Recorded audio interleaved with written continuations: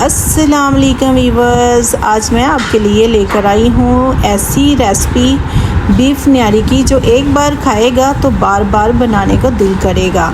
ये न्यारी बहुत मज़ेदार और गोश्त इतना सॉफ्ट होगा कि मुंह में जाते ही घुल जाएगा। तो चलते हैं जी, शुरू करते हैं कि कैसे बनाते हैं और कैसे बनाएंगे तो मैं आपको बताती हूँ। माशाल्लाह से चलती हूँ किचन में। मैं आ गई किचन में। यहाँ पे मैंने लिया ऑयल।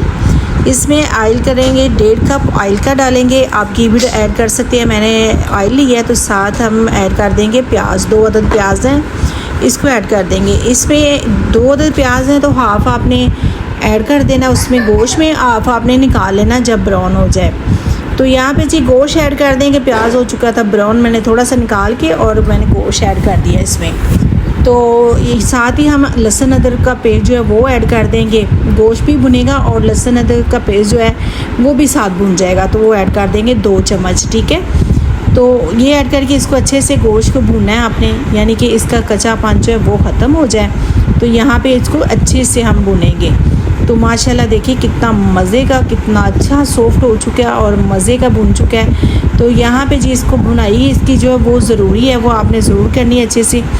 तो ये साथ हम कर देंगे मसाले ऐड। मैंने लिया है सौंफ, जो उसको मैंने दरदरा सा करके पीस लिया है। साथ मैंने लिया है निहारी मसाला।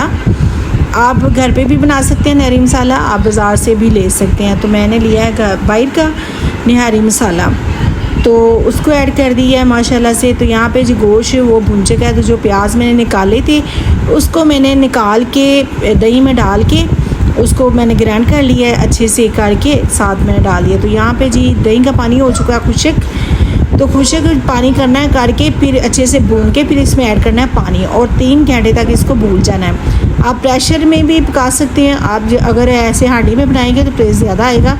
प्रेशर में जल्दी बनने वाला है तो फिर वो टेस्ट नहीं आता। तो यहाँ पे जी प्रेशर में हम बना रहे हैं। देखिए माशाल्लाह मैंने पतीली जो भर दी है, इसको अभी पानी खुशक होगा 7 गल जाएगा। टाइम देख लें अभी क्या हो रहा है। 7 बजे मैंने रखा है, तो 9 बजे तक ये इंशाल्लाह न्यारी बन चुकी होगी। तो यहाँ पे माशाल्लाह न्यारी हो चुकी है तैयार। इसमें भुनेंगे आटा भून के वो डालेंगे। कोई मैदा भी डाल लेते हैं, कोई आटा भी डाल लेता है। तो मगर आटे का जो टेस्ट है ना वो इतना ज़्यादा नहीं आता, यानी कि कच्चापन जो होता है वो नहीं आएगा। यहाँ पे इसको भूनेंगे, भून के फिर ऐड कर देंगे तो वो खुशबू भी बहुत अच्छी आएगी, क्योंकि जो मैदा डालते हैं या बेसन डालते हैं उसकी खुशबू जो अजीब सी होती है, इसमें आटा ही जाता है न्यारी में।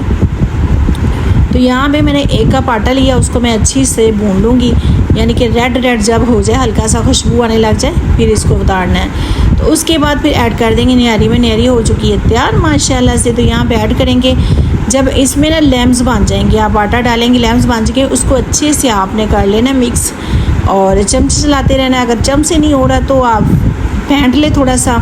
तो ये लैम्स नहीं होने चाहिए, क्योंकि हलीम में लैम्स होंगे तो हलीम अच्छी नहीं बनेगी। तो यहाँ पे जी इसको अच्छे से कर लेंगे मिक्स। तो फिर जो न्यारी हो माशाल्लाह से रेडी हो जाएगी। फिर दम पे लगाएंगे। यहाँ पे दम पे हो चुकी है माशाल्लाह। साथ रोटी हो, साथ नान हो, तो न्यारी माशाल्लाह रेडी है। तो अपना ख्याल रखना। कल मिलते हैं नई वीडियो के साथ। अगर मेरी वीडियो आपको अच्छी लगती है तो आप सब्सक्राइब, लाइक, शेयर ज़रूर कीजिएगा। कल मिलते हैं नई वीडियो के साथ। अल्लाह हाफिज़।